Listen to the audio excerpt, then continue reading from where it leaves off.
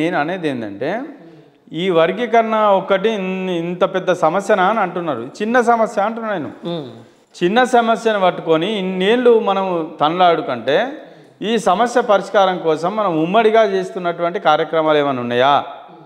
ఇలా ప్రభుత్వాలు హామీలు ఇస్తున్నాయి, అన్యాయం చేస్తూ ఉన్నాయి. దాని గురించి ఎప్పుడైనా మాట్లాడుతున్నామా? మనకు రావాల్సిన అవకాశాల మీద ఎన్నడన్నా మాట్లాడుతున్నామా? అది కూడా మనం ఆలోచన చేయాలి. ఓకే. సో కాబట్టి మనం ఎవరైతే ఉద్యమాలు చేస్తున్నటువంటి నాయకులు ఎవరైతున్నారో మన ప్రజలను ఆ దిశగా చైతన్యం చేయాలా, విద్యలో ముందుకు పంపించాలి. ఇలా సంక్షేమ హాస్టల్స్ మనకు రావాలి. ఇలా యూనివర్సిటీలు ప్రైవేటైజేషన్ అయిపోతున్నాయి, ఇలా కాలేజీలన్నీ కూడా ప్రైవేటైజేషన్ అయిపోతున్నాయి. ఇలా ఉన్నటువంటి వృత్తులన్నీ కూడా కార్పొరేట్ అయిపోతూ ఉన్నాయి. మనకున్నటువంటి చేతి వృత్తులకు సంబంధించినటువంటి వృత్తులన్నీ కూడా కోల్పోతున్నాము. సో వాటిని ఎట్లయితే కార్పొరేట్ లెవెల్లోకి తీసుకురావాలి, మన ఫండ్ను మన వృత్తులకు ఎట్లా వాడుకోవాలనేది లేదు. ఓకే. ఇప్పుడు ఉన్నటువంటి 7 ఉన్నాయండి, ఉన్న 59 కులాల్లో చేతి వృత్తుల వాళ్ళ వృత్తులకు కూడా మర్చిపోయిన వాళ్ళే చాలా మంది చెప్తానండి. కుల వృత్తులు ఎట్లా మర్చిపోయారు? ఒకప్పుడు కలకల్లాడిన కుల వృత్తులు ఎందుకు కోల్పోవాల్సి వచ్చింది? ఇలా ఉన్న ప్రభుత్వ రంగ సంస్థలన్నీ ప్రైవేటైజేషన్ అయిపోయినాయి. వృత్తులలో ఏదైతే కమర్షియల్ వృత్తులు ఏవైతే ఉన్నాయో, చెప్పులు కుట్టే వృత్తులు కావచ్చు, లేకపోతే ఇంకా బుట్టలటువంటి వృత్తులు కావచ్చు, ఈ వృత్తులన్నీ కూడా ఏమైంది? కార్పొరేట్ శక్తులకు వచ్చి ఆ వృత్తులను కూడా కార్పొరేట్ పరం చేసేసుకొని కమర్షియల్ చేసేసుకున్నారు. వాళ్ళ చేతిలో పని లేకుండా చేసేసారు. మిగిలిన పని ఏమున్నది? ఈ రోడ్డు ఉడవడము, స్కావెంజర్ పనులు చేయడము, లేకపోతే డప్పులు కుట్టడం, ఇటువంటి పనులు మాత్రమే వదిలేసారు. మిగతా పనులన్నింటిలో వాళ్ళ వృత్తులకు పని లేకుండా చేసి పడేసారు. ఉద్యోగాలు చేద్దామంటే ఉద్యోగాలు లేకుండా చేసారు. చదువుకుందామంటే అన్నీ కూడా ప్రైవేట్ స్కూల్స్ పెట్టేసి మిగతా అరకొర వసతులు ఉన్న గవర్నమెంట్ స్కూల్స్ ఏమో మనకు, కార్పొరేట్ స్కూల్స్ ఏమో వాళ్ళకు. కనీసం ఆర్టీఈ ప్రకారం ఎడ్యుకేషన్, రైట్ టు ఎడ్యుకేషన్ ప్రకారంగా 25% ఆ కార్పొరేట్ స్కూళ్ళలో కూడా మన వాళ్ళకి ఇవ్వాలి. దాని మీద ఒక్కరు మాట్లాడిన వాళ్ళు లేరు. అసలు సమస్యలు 96 పెట్టుకొని దీని మీద మనం కొట్లాడుతూ ఉన్నాం. ఈ సమస్య కరెక్ట్ పరిష్కరించుకుందామంటే దీని మీద చర్చ చేయకుండా ఎంతసేపు ఇంకో రాజకీయ పార్టీకి ఒక ఓట్ బ్యాంకు లేక మార్చి మనమే అమ్ముతున్నాం. దీని మీద ఎందుకు మాట్లాడారండి మేధావులు, సామాజిక న్యాయం అనేవాళ్ళు? ఈ ఇందులో అణగారిన వర్గాలు ఇంకా అణచివేత గురి చేస్తూనే ఉంటారా? ఇంకా మిగతాడు ఎప్పుడు మీది స్థాయికి రావద్దా? దాని మీద ఆలోచన చేయండి అంటున్నాను నేను. అందుకనే కోర్టు చెప్పిన ప్రకారంగా మేము ఒకటి చేసినాం, సోషల్ బ్యాక్వర్డ్నెస్ వెయిటేజ్ మార్క్స్ అనేటువంటిది ఒకటి పెట్టినాం. ఈ వర్గీకరణ దేంట్లో? విద్యా ఉద్యోగాలలోనే కదా, రాజకీయ అవకాశాల కోసం కాదు కదా వర్గీకరణ. దాని సంగతి తర్వాత మాట్లాడు. ఫస్ట్ వాడు చదువుకోవాలి కదా, వానికైతే ఉద్యోగం రావాలి కదా, వాడు తెలివికైతే రావాలి కదా, ఆర్థికంగా బలపడాలి కదా, దాని తర్వాత నువ్వు రాజకీయాల గురించి మాట్లాడదాం. ఇప్పుడు దీంట్లో ఈ సోషల్ బ్యాక్వర్డ్నెస్ ఎవరైతే ఉన్నారో ఆ బ్యాక్వర్డ్ అయిన వ్యక్తికి వెయిటేజ్ ఇచ్చినప్పుడు మెరిట్ స్టూడెంట్తో సమానంగా తీసుకొచ్చేటువంటిదే ఈ system. Okay. Social backwardness weightage marks సామాజికంగా వెనుకబడ్డటువంటి వాళ్ళకు సహకరించి ముందుకు తీసుకురావడం. ఓకే. వాళ్ళకు వెయిటేజ్ మార్క్స్ ఇచ్చి ముందుకు తీసుకురావడం. ఇది ఈ రకంగా నిజంగా చిత్తశుద్ధి ఉండి అది మీరు తయారు చేసుకున్నది ఏది 57 ఉపకులాల వరకే? నేను అనేది అన్ని కులాల గురించి మాట్లాడుతున్నా, 57 కులాల గురించి కాదు నేను మాట్లాడేది. 59 కులాల గురించి మాట్లాడుతున్నాం. మాకేం స్వార్థం లేదు, మా వరకు మాత్రమే రావాలని మేము అంటలేము. 59 కులాలు బాగుపడాలని నేను అంటున్నా. ఇందులో ఉన్నటువంటి నాయకుల యొక్క మోసపూరిత వాగ్దానాలకు, రెచ్చగొట్టే మాటలకు మీరు బలిగాకండి అంటున్నా నేను. మీరు కూడా బాగుపడాలి అది ఎవరి సిద్ధాంతం? అది నేను చెప్పేది కాదు, అంబేద్కర్ చెప్పింది. అంబేద్కర్ చెప్పినటువంటి సిద్ధాంతాన్ని మనం పాటిస్తామంటున్నా నేను నా సొంతం చెప్తలేదు. దాని ప్రకారంగా కొంతమంది మేధావులు అందరం కలిసి చేసినటువంటి సిస్టమ్ ఇది, సోషల్ బ్యాక్వర్డ్నెస్ వెయిటేజ్ మార్క్స్. ఇందులో ఎవరైనా ఉంటారనంటే ఎస్సీలలో రిజర్వేషన్లు పొంది అభివృద్ధి చెందిన మొదటి సెక్షన్ ఉంటుంది ఇలా. దీని తర్వాత ఇప్పుడిప్పుడే రిజర్వేషన్లు అందిపుచ్చుకోవడానికి ఎదుగుతున్న 2వ సెక్షన్ ఉంటుంది. ఇలా ఈ కులం ఆ కులం చెప్తారండి. ఎదిగిన ఒక సెక్షను, ఎదగడానికి సిద్ధంగా ఉన్నటువంటి 2వ సెక్షన్. ఈ 2వ సెక్షన్ను మొదటి సెక్షన్కి తీసుకురావాలి. దీని సిస్టమ్ చేయండి. ఎవడైతే కింద ఉన్నాడో వానికి లిఫ్ట్ ఇచ్చి మీదికి తీసుకురావాలి. సో ఈక్వాలిటీ, ఈక్విటీ నేను అనేటువంటిది ఈక్విటీ అంటున్నాను. ఈక్వాలిటీ అంటే ఏంటంటే ఒక 10 మంది ఉంటే మనిషికి ఒక రొట్టె ఇచ్చేస్తారు, అది ఈక్వాలిటీ. నీకు 10 మంది ఉంటే 10 మంది ఇచ్చినాం కదా. ఇందులో బాగా బలంగా తినేటోడు అందులో ఏం చేస్తాడు, ఇంకొంత గుంజుకొని తింటాడు. బలంగా లేనివాడు ఏం చేస్తాడు, అతను కొట్టాడక సప్లై కూకుంటాడు. అట్లా కాకుండా ఈక్విటీ అంటే ఏంటంటే ఎవరికి ఎంత అవసరమో అంత ఇవ్వడం. ఎలా అందరికి ఇచ్చినట్టు సమానంగా ఇస్తారు సరిపోదు. మనం ఏం చేస్తాం, మన దాంట్లో మన కుటుంబంలో 4 పిల్లలు ఉంటే ఒకరికి పాపం పోలియోతోటి వానికి కాళ్ళు ఉండవు, చేయిలు ఉండవు. వాడికి ఏం చేస్తాం, సపరేట్గా వానికి ఇస్తాం. ఏది తెచ్చినా కానీ వానికి ఒక సపరేట్ వెహికల్ ఇవ్వడం, లేకపోతే వాళ్ళకి సపరేటు అవసరాలు కల్పించడం, ఇట్లాంటివన్నీ చేస్తుంటాం. దాన్ని ఈక్విటీ అంటాం. అంటే సమానత్వంలో కూడా అసమానతలు లేకుండా చేయందించడాన్ని ఈక్విటీ అంటాం. ఆ సిస్టమ్ తీసుకురావాలి మనం.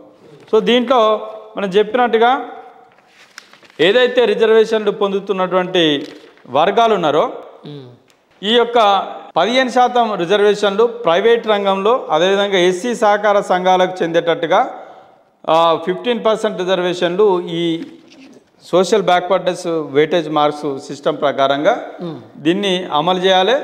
దీని ప్రకారంగా రాష్ట్రంలో ఉన్నటువంటి మిగిలిపోయిన వేలాది బ్యాక్లాగ్ పోస్టులను కూడా భర్తీ చేయాలని చెప్పేసి అని అంటున్నాం. ఓకే. దీని ప్రకారంగా ఎట్లా చేయవలసి వస్తుందంటే ఎవరైతే విద్య ఆధారంగా ఫలాలు పొందినటువంటి వర్గం ఒకటి. అవును, 3 వర్గాలు మనం చెప్పుకున్నాం. 3 కాదు 4-5 వర్గాలు ఉన్నాయి. రాజకీయంగా ఉపాధి పరంగా కూడా వాళ్ళని తీసుకోవచ్చు. ఒక సిస్టమ్ ఏంటంటే ఎడ్యుకేషన్ పరంగా అభివృద్ధి ఫలాలు పొందినటువంటి ఒక వర్గం ఎవరైతే ఉంటారో ఐఏఎస్, ఐపీఎస్, డాక్టర్లు, ఇంజనీర్లు, ఈ విద్య కలిగిన వాళ్ళకు 1 మార్క్ వెయిటేజ్ మార్కులలో వాళ్ళు పోటీ పరీక్షలలో వాళ్ళు పోటీ పడ్డప్పుడు మొత్తం అన్ని వర్గాలు, మొత్తం ఉన్నటువంటి దళిత వర్గాలు అన్నీ కూడా పోటీ పడతాయి కదా పరీక్షలలో. ఇందులో ఈ ఐఏఎస్, డాక్టర్స్ ఎవరైతే ఇంజనీరింగ్ విద్య కలిగిన వాళ్ళకు 1 మార్క్, పీజీ అదేవిధంగా దానికి సమానమైన విద్యార్హత కలిగిన వాళ్ళకు 2 మార్కులు, మెట్రికులేషన్ ఇంటర్మీడియట్ ఎడ్యుకేషన్ పొందిన వాళ్ళకు 3 మార్కులు, నాన్ మెట్రికులేషన్ వాళ్ళకు 4 మార్కులు, విద్య లేని వాళ్ళకు 5 మార్కులు. అంటే కిందికి పోయినా కొద్దీ వాళ్ళ వెయిటేజ్ మార్క్స్ పెరుగుతుంటాయి. ఎక్కువ ఫలాలు పొందిన వాళ్ళకు వెయిటేజ్ మార్క్ తక్కువ ఉంటుంది, పొందని వాళ్ళకు వెయిటేజ్ మార్కులు ఎక్కువ ఉంటాయి. సో ఇట్లనే ఉద్యోగాలలో కూడా ఈ డాక్టర్లు, ఇంజనీర్లు వీళ్ళు అయినటువంటి ఉద్యోగులకు సంబంధించిన వాళ్ళు, వాళ్ళ ద్వారా ఫలాలు పొందినటువంటి వాళ్ళ పిల్లలు, వాళ్లకు ఒక రకమైనటువంటి వెయిటేజ్. అదేవిధంగా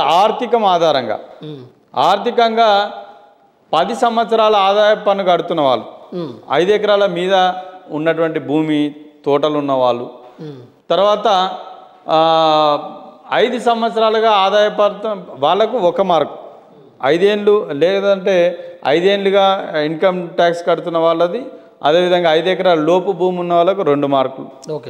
అదేవిధంగా 1 సంవత్సరం నుంచి ఆదాయ ఓవరాల్గా ఫిల్టర్ చేశారు కదా 3-4 ఓవరాల్గా విద్యలో కానీ ఉద్యోగాల్లో కానీ ఆదాయంలో కానీ మెరుగ్గా ఉన్న వాళ్ళకు తక్కువ పర్సంటేజ్, ఇది డిమెరిట్గా ఉన్న వాళ్ళకు ఎక్కువ పర్సంటేజ్ వెయిటేజ్ మార్క్స్ ఇస్తాం. వీళ్ళందరూ కలిసి ఈ పోటీలోకి వచ్చినప్పుడు సరే మీరైతే ఫిల్టర్ చేశారు, మరి నెక్స్ట్ ఏంటి? మేము ఒక సిస్టమ్ చెప్తా ఉన్నాం. నిజంగా అందరికీ సామాజిక న్యాయం జరగాలని అనుకున్నప్పుడు బాగా పూరున్న వాళ్ళకు వెయిటేజ్ మార్క్స్ ఎక్కువ ఇచ్చి వాళ్ళకు ముందు అవకాశాలు కల్పించాలి. వాళ్ళకి మార్క్స్లో ఎక్కువ, ఇప్పుడు అటువంటిప్పుడు ఏమవుతుందంటే మెరిట్ స్టూడెంట్, డిమెరిట్ స్టూడెంట్ ఒకటే దగ్గరికి వస్తాడు. దీనివల్ల మెరిట్ స్టూడెంట్స్కి ఎంత మార్కులు వచ్చినాయో అంతే వస్తాయి. అదేవిధంగా డిమెరిట్స్కు వాళ్ళకున్న డిమెరిట్స్ని బట్టి వాళ్ళకి వెయిటేజ్ ఇచ్చినప్పుడు వాడు కూడా ఆ స్థాయికి వస్తాడు. దీనివల్ల ఇద్దరు బాగుపడే అవకాశం ఉంది. ఈ సిస్టమ్ను మనం మెయింటైన్ చేసినట్టయితే ఇవాళ అన్ని కులాల్లో ఉన్నటువంటి వెనుకబడ్డ వాళ్ళు సామాజిక న్యాయం పొందే అవకాశం ఉంటుంది. ఇదొక పద్ధతి నేను చెప్పేది. ఒకటేంది, మేము వెనుకబడ్డ కులాలు మీకు మాత్రమే కావాలి, మీ కులానికి మాత్రమే న్యాయం జరగాలనుకున్నప్పుడు మా కులాలకు ఇలా కోర్టు చెప్పినట్టుగా 7% రిజర్వేషన్లు ఇచ్చి మా కులాలకు న్యాయం చేయాలని మేము అడుగుతున్నాం. అందరికీ న్యాయం జరగాలనుకున్నప్పుడు సోషల్ బ్యాక్వర్డ్నెస్ వెయిటేజ్ మార్క్స్ అంటున్నాం. ఇవి కాకుండా ఇంకొక సిస్టమ్ ఉన్నది. ఏంది అని అంటే మిగతా నార్థన్ యూరప్ కంట్రీస్లో ఒక ఫిలాసఫర్ చెప్పినటువంటి థియరీ ఆధారంగా అక్కడ విల్కిమ్లికా అనేటువంటి ఒక గ్రేట్ ఫిలాసఫర్ ఉంటాడు. ఆయన ఒక థియరీ, ఆయన కూడా ఈ సామాజిక వర్గాలన్నిటి మీద స్టడీ చేసి, అవును, అంటే అల్పసంఖ్యాక వర్గాలు, అణచివేతకు గురైనటువంటి వర్గాలకు సమాన స్థాయి ఎట్లా కల్పించాలనే దాని మీద బాగా స్టడీ చేసినటువంటి ఒక గొప్ప ఫిలాసఫర్. అవునవును. ఆయన అక్కడ ఉన్నటువంటి దేశాల్లో ఇటువంటి వైట్ బ్లాక్స్ మధ్యలో, కులాల మధ్య, తెగల మధ్య అణచివేత, ఈ అసమానతలు వచ్చినప్పుడు ఆయన ఒక సిస్టాన్ని తయారు చేసిండు. ఆయన ఏం చేసిండంటే ప్రతి దాంట్లో కూడా అణచివేత గురైనటువంటి వర్గాలకు జనాభాతో సంబంధం లేకుండా వాళ్ళ కులాలకు ఖచ్చితంగా అక్కడ ఉన్న అవకాశాల్లో వాళ్ళ యొక్క రిప్రజెంటేషన్ ఉండాల్సిందే. వాళ్ళ రిప్రజెంటేషన్ ఉండాలి కంపల్సరీ. ఆ కులంలో ఎంతమంది ఉన్నా సరే ఆ కులం యొక్క రిప్రజెంటేషన్ అక్కడ ఉండాలి, ఆ తెగ రిప్రజెంటేషన్ ఉండాలి. సో దానివల్ల ఏంటంటే అయ్యో మా కులం ఎప్పుడు కూడా మా వర్గం ఎప్పుడు కూడా ఈ ఫలాలు అందుకోలేదు, కానీ మేము ఆ వర్గంలోనే ఉండి నష్టపోతున్నాం అనే ఫీలింగ్ రావద్దు. అవును. సో అటువంటి సిస్టమ్ని కూడా ఇక్కడ మెయింటైన్ చేస్తే బాగుంటుంది. అంటే ఇప్పటి వరకు ఇది రెండో పద్ధతి అంటారు, ఇది మూడో పద్ధతి. ఒకటేమో ఈ ఉన్న 15% వెనుకబడ్డటువంటి మాకు అధిక ప్రియారిటీ ఇవ్వడం అనేటువంటిది ఒక పద్ధతి. లేదంటే సోషల్ బ్యాక్వర్డ్నెస్ వెయిటేజ్ మార్క్స్ తోటి ఒక పద్ధతి. లేదా విల్కిమ్లికా థియరీ ప్రకారం చెప్తున్నటువంటిది అన్ని కులాలకు సమానమైనటువంటి రిప్రజెంటేషన్ ఉండాలి. వాళ్ళ యొక్క పాపులేషన్ ప్రపోర్షన్ కాకుండా రిప్రజెంటేషన్ బేస్డ్గా వాళ్ళకి అవకాశాలు అందాలి. ఆ కులం నుంచి ఎవరికి అందలేదో వాళ్ళకి ఖచ్చితంగా అందాలి. నీకు పాపులేషన్ ఎంత అని ఉండాలి, ఆ వర్గం నుంచి ఆ ప్రతినిధి అక్కడ ఉండాలి. ఆ సిస్టమ్ ఒకటి. సో ఈ 3 సిస్టంలో ఏది చేసినా కానీ సామాజిక న్యాయం చేయబడుతుంది. ఇది కాక నీకు ఏది నచ్చినట్టు బలం ఉన్నదే బర్రె అని అనుకుంటే ఇంకా వాళ్ళకి నచ్చినట్టుగా, ఇది రాజకీయ నాయకులకి ఇది ఒక పండుగ అవుతుంది. ఏ 2-3 వర్గాలుగా విడదీస్తాం, తీసి ఇంట్లో ఏ నాకు పనికొస్తుందో, ఏ భార్య పనికొస్తుందో ఆ భార్యను వాడుకుంటాం, పాలు వెండుకుంటాం, మళ్ళీ బయట వాడేస్తాం, మళ్ళీ నాకు అన్యాయం జరిగిందని రోడెక్కుతాం. ఒక సామెత ప్రకారంగా ఉంది, పొట్టొండు పొడుగోడు కొడితే పొడుగొండు ఖచ్చితంగా ఉంటుంది. మీ పోరాటం అయితే చివరి వరకు మీకు న్యాయం జరిగేంత వరకు అయితే డెఫినెట్గా మేము కూడా ఏదైనా కానీ సామాజిక న్యాయం జరిగే విధంగానే మేము ఆలోచన చేస్తున్నాము. మాకు అన్యాయం చేస్తామంటే మాత్రం మేము ఊరుకునేది లేదు. ఖచ్చితంగా మాకు ప్రజా పోరాటం ఉంటుంది, న్యాయ పోరాటం ఉంటుంది. మా యొక్క కులాలను దృష్టిలో పెట్టుకొని మాత్రమే ఈ వర్గీకరణ చేయాలని మేము డిమాండ్ చేస్తున్నాం. సో ఆ దిశగా ప్రభుత్వం కానీ ఇలా మాలమాదిగాలు కూడా ఆలోచన చేయాలని చెప్పేసి మేము విజ్ఞప్తి చేస్తున్నాం. ఓకేనా, thank you for your valuable time and your valuable words.